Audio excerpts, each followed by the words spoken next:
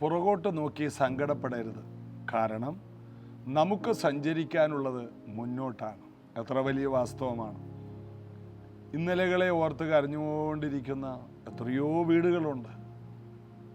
മരിച്ചുപോയ കുടുംബാംഗത്തെ ഓർത്ത്, നഷ്ടപ്പെട്ടു പോയ സാമ്പത്തികമായ കാര്യങ്ങളെക്കുറിച്ച്, മറ്റുള്ളവർ ചതിച്ച ചതിയെ ഓർത്ത് അങ്ങനെ ഇരുന്നു പോകുന്ന പലരും ജീവിതത്തിൽ ഒടുവിൽ തകർച്ചയിലേക്ക് കൂടുതൽ നിബദിക്കുന്നതാണ് നമ്മൾ കണ്ടിട്ടുള്ളത്. എന്നാൽ ബൈബിൾ പറയുന്നു, പിൻപിലുള്ളതിനെ മറന്ന് ഞാൻ മുമ്പിലുള്ള ലാക്കിലേക്ക് ആഞ്ഞും കൊണ്ട് ഓടുന്നു.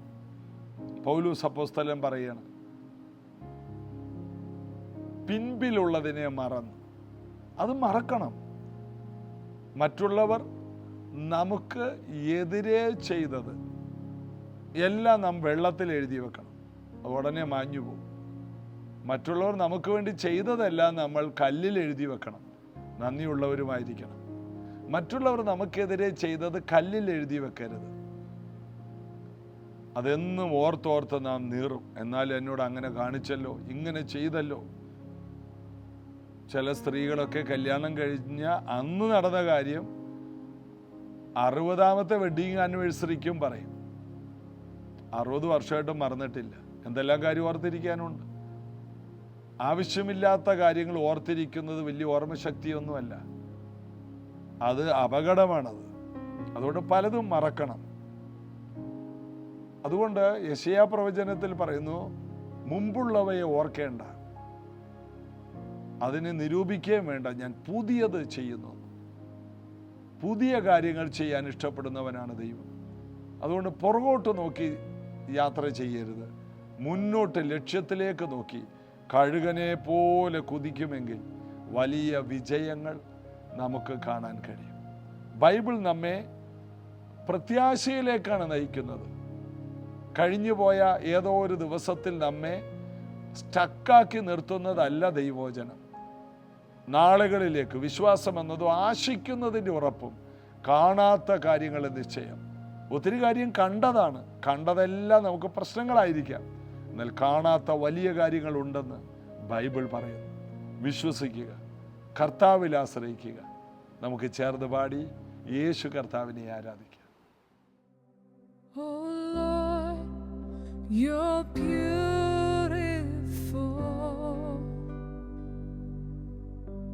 Your face is all I see.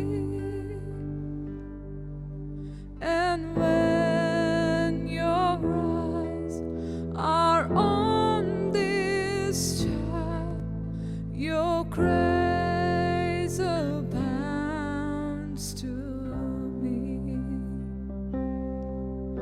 Oh Lord, you're beautiful.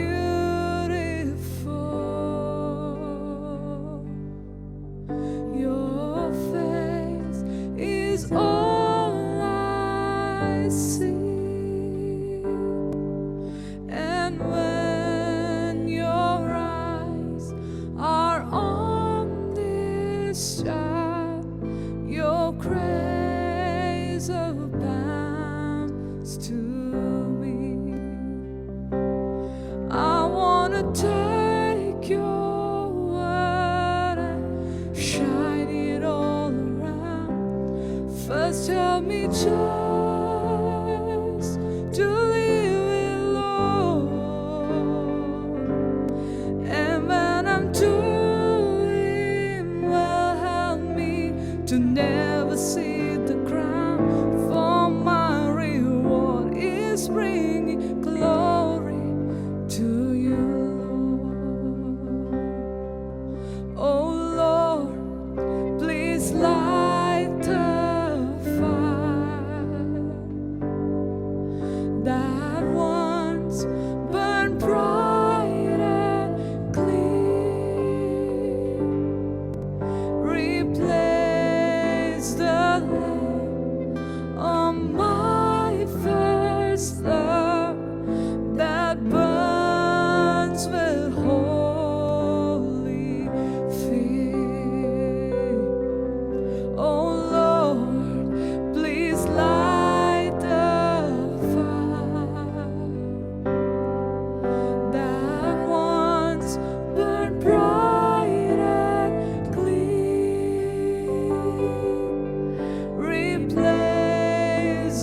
lay on my face love that burns with holy fear. Oh, beautiful, oh Lord, you're beautiful.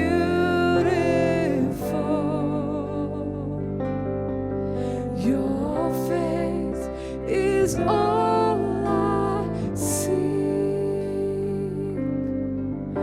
and when your eyes are on this child, your grace abounds to me. Oh Lord, you're beautiful.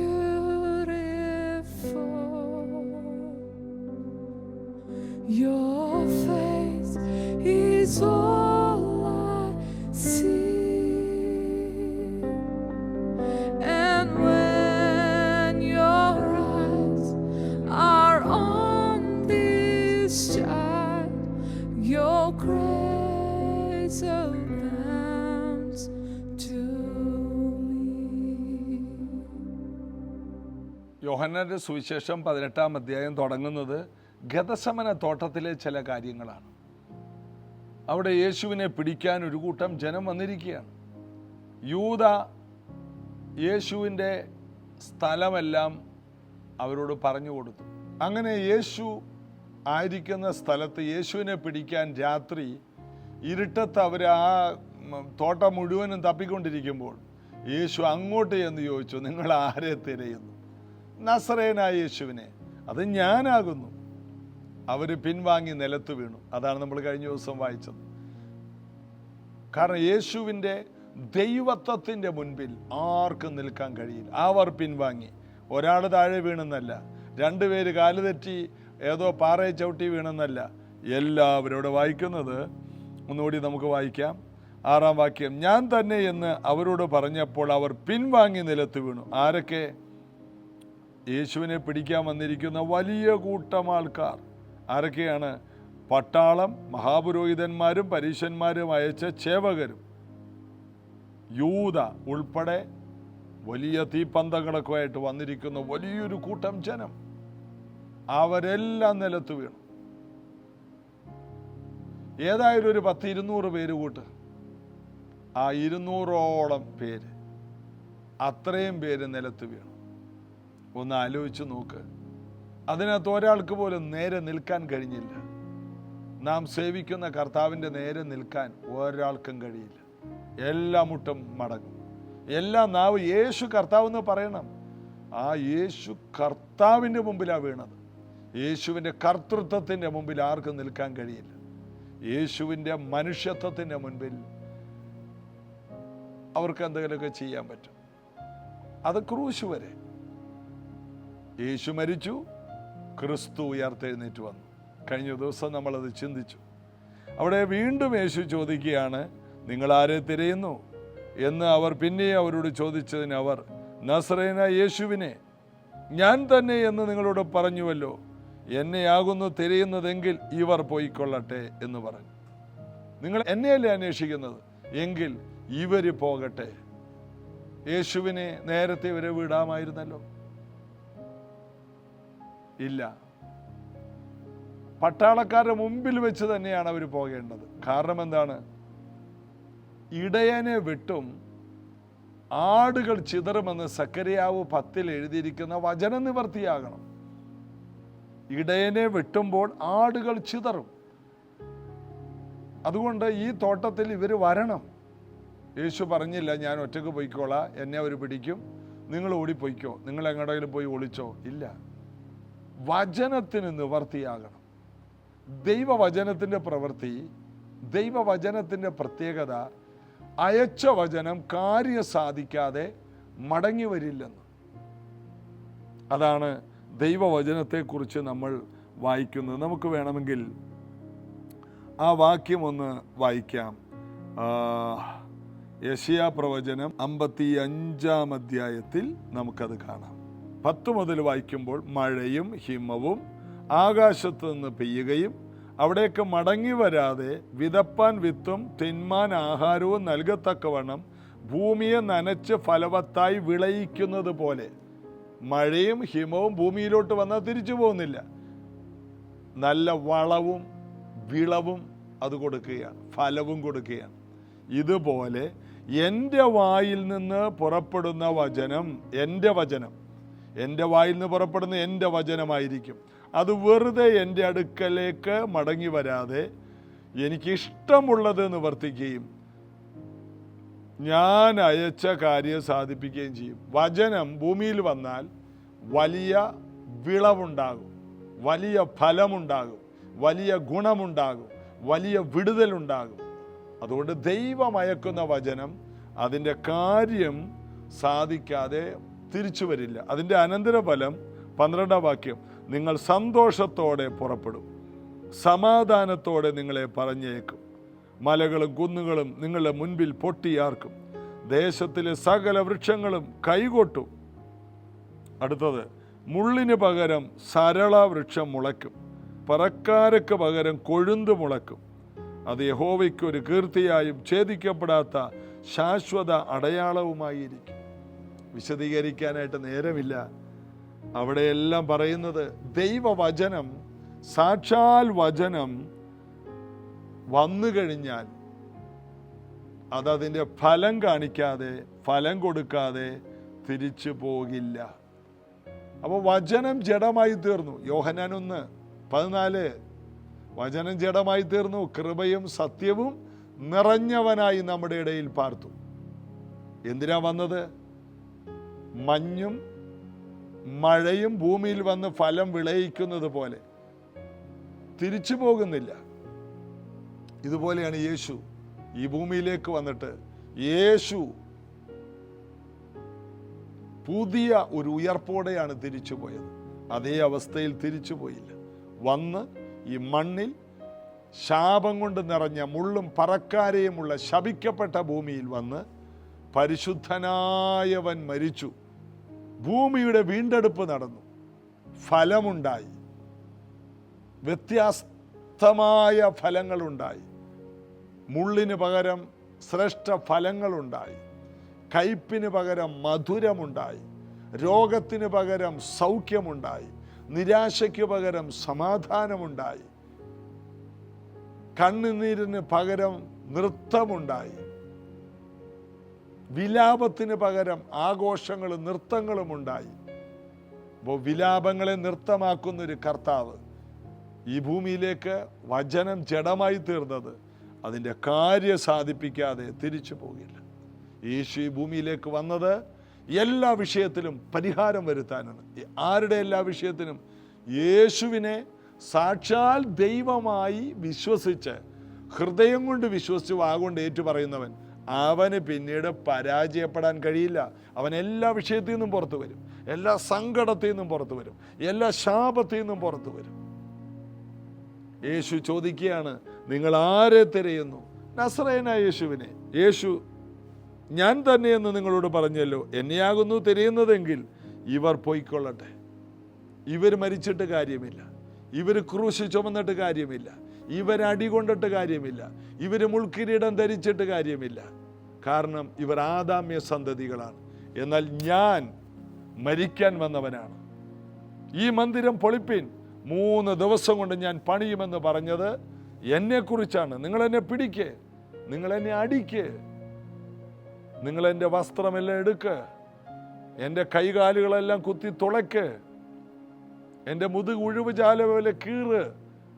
ഞാൻ അതിനാണ് ഈ ഭൂമിയിലേക്ക് വന്നത്. ഇന്നിത് കേൾക്കുന്ന ഓരോ വ്യക്തികളും അറിയണം, യേശു എന്തിനാണ് ഈ ഭൂമിയിലേക്ക് വന്നത്, എന്തിനാണ് അവനെ തന്നെ ശത്രുക്കളുടെ കയ്യിൽ ഏൽപ്പിച്ചു കൊടുത്തത്. നാം ശത്രുവിൻ്റെ കയ്യിൽ നിന്ന് വിടുതൽ പ്രാപിക്കാനും, നാം സൗഖ്യമാകാനും, നമ്മുടെ സമാധാനത്തിനായുള്ള ശിക്ഷ അവൻ്റെ മേലായി. നാം വിചാരിച്ചു ദൈവം അവനെ അടിച്ചും ദണ്ഡിപ്പിച്ചും ഇരിക്കുന്നു. അല്ല, അവൻ നമ്മുടെ വ്യാധികളെ ചുമന്നു, സാക്ഷാൽ നമ്മുടെ രോഗങ്ങളെ വഹിച്ചു. അവൻ്റെ അടിപ്പിണരാൽ നമുക്ക് സൗഖ്യം വന്നുമിരിക്കുന്നു.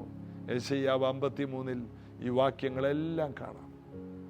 53:10 വരുമ്പോൾ അവനെ തകർത്ത് കളയുവാൻ പിതാവിന് ഇഷ്ടം തോന്നി. ദൈവം അവന് കഷ്ടം വരുത്തി. എന്നാൽ ആ സന്തതിയിലൂടെ തന്നെ ദൈവത്തിൻ്റെ ഇഷ്ടങ്ങൾ സാധിപ്പിച്ചു എന്ന് നമ്മൾ വായിക്കുന്നു. അതുകൊണ്ട് ഒരിക്കലും യേശുക്രിസ്തുവിൻ്റെ ക്രൂശ് മരണം ഒരു പരാജയമല്ല, വൻ വിജയമാണ്. യേശുവിൻ്റെ ക്രൂശിൽ വിശ്വസിക്കുന്നവർക്കെല്ലാം വിടുതലാണ്. യേശുവിൽ ആശ്രയിക്കുന്നവർക്ക് വൻ വിജയമാണ്. പലരും കർത്താവിൻ്റെ കുരിശ് മാത്രം കഴുത്തിൽ കെട്ടിയിട്ടുകൊണ്ട് നടപ്പുണ്ട്. ഇന്നാളാരോ പറഞ്ഞു, യേശു കട്ടിലേക്ക് കിടന്നാൽ മരിച്ചിരുന്നെങ്കിൽ കഴുത്തിൽ എല്ലാവരും കട്ടിൽ കെട്ടിയിട്ടുകൊണ്ട് നടന്നാൽ. യേശുവിൻ്റെ വെറും ഒരു മരക്കുരിശിലല്ല വിടുതൽ. യേശുവിൻ്റെ കാൽവരി യാഗത്തിൽ വചനം ജഡമായി തീർന്നവൻ, അവൻ്റെ യാഗാർപ്പണത്തിലാണ് വിടുതൽ. മഹാപുരോഹിതൻ ഒരിക്കലായി വർഷത്തിലൊരിക്കൽ ആട്ടുകൊറ്റൻ്റെ രക്തവുമായിട്ട് അതിപരിശുദ്ധ സ്ഥലത്തേക്ക് പോകുന്ന പോലെ യേശു സ്വന്തം രക്തം കൊണ്ട് അതിപരിശുദ്ധ സ്ഥലമായ സ്വർഗത്തിലേക്ക് കടന്നുപോയി. പിതാവിൻ്റെ മുമ്പാകെ ആ രക്തം ഏൽപ്പിച്ചു. ആ രക്തം അവിടെ തളിച്ചു. മാനവജാതിയുടെ വീണ്ടെടുപ്പ് പൂർണ്ണമാക്കിയെന്ന് സ്വർഗത്തിൽ അതിപരിശുദ്ധ സ്ഥലത്ത് യേശു രക്തം കൊണ്ട് തെളിവ് കൊടുത്തു. എബ്രായ ലേഖനം 9-ാം അധ്യായം വായിക്കുമ്പോൾ നിങ്ങൾക്കിത് കാണാം. സ്വന്തം രക്തം കൊണ്ട് മഹാപുരോഹിതൻ, ഏറ്റവും പ്രധാനപ്പെട്ട മഹാപുരോഹിതൻ, അതിശ്രേഷ്ഠ പുരോഹിതൻ, മൽക്കീസേദെക്കിന്റെ ക്രമപ്രകാരം എന്നേക്കും പുരോഹിതൻ. ലേവ്യ ഗോത്രത്തിലാണ് പുരോഹിതന്മാരുള്ളത്. യഹൂദ ഗോത്രത്തിൽ ഒരു പുരോഹിതനില്ല. പിന്നെ എങ്ങനെ യഹൂദ ഗോത്രത്തിൽ നിന്ന് ഒരു പുരോഹിതൻ വന്നു? യേശു ജനിച്ചത് യഹൂദ ഗോത്രത്തിലാണ്.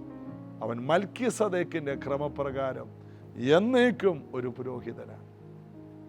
ദൈവവചനം നന്നായി പഠിക്കുമ്പോൾ യേശുവിൻ്റെ ആ പൗരോഹിത്യത്തിൻ്റെ പ്രാധാന്യം നമുക്ക് മനസ്സിലാകും. കർത്താവിൽ നമുക്ക് ആടിയുറച്ച് ആശ്രയിക്കാം. വചനത്തിൽ നമുക്ക് ധൈര്യപ്പെടാം. ഇവർ പൊയ്ക്കൊള്ളട്ടെ, നിങ്ങൾ എന്നെയല്ലേ പിടിക്കാൻ വന്നത്, ഞാനാണ് മരിക്കേണ്ടത്, ഞാൻ മുഖാന്തരമാണ് വീണ്ടെടുപ്പ്.